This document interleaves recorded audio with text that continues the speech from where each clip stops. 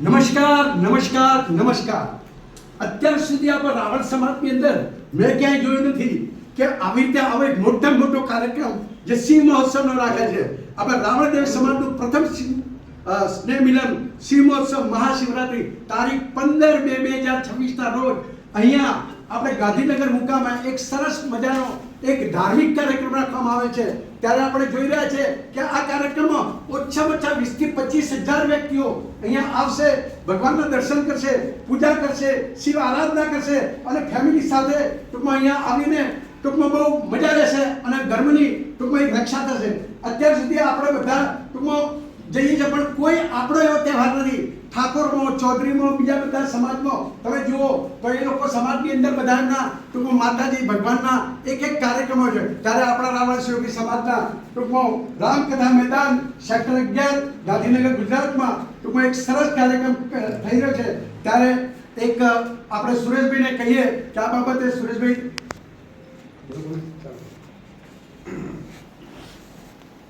રાવણદેવ સમાજનું પ્રથમ સ્નેહ મિલન શિવ મહોત્સવ આપણે મહાશિવરાત્રી તારીખ 15/2/2026 રોજ ગાંધીનગર ખાતે રામકથા મેદાનમાં યોજવા જઈ રહ્યા છે. આ પ્રોગ્રામ કે આ કાર્યક્રમ સંપૂર્ણ રાવણ સમાજનો સહિયારો પ્રયાસ છે, જેના દ્વારા શિવની ભક્તિ અને રાવણ સમાજની એકતા બંને હેતુને આપણે સિદ્ધ કરવા જઈ રહ્યા છીએ.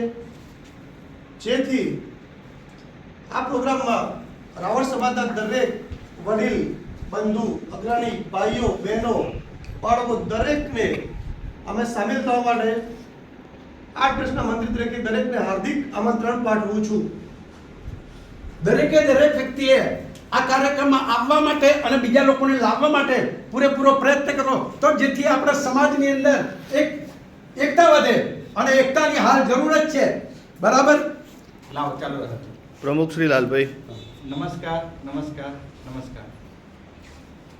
બોલો હર હર મહાદેવ.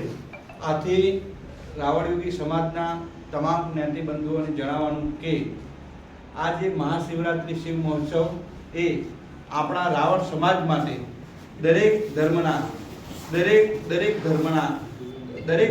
દરેક માણસો પોતાનો તિથિ અને દિવસ ઉજવે છે. એવી રીતે આપણે પણ આપણા મહાદેવનો એક દિવસ ઉજવી રહ્યા છીએ.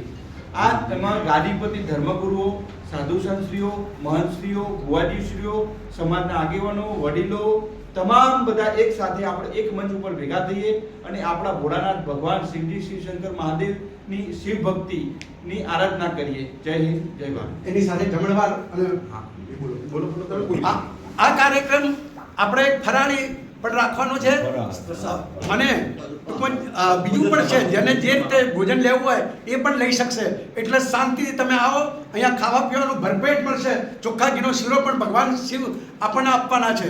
બરાબર? આભાર. સુનિલભાઈ.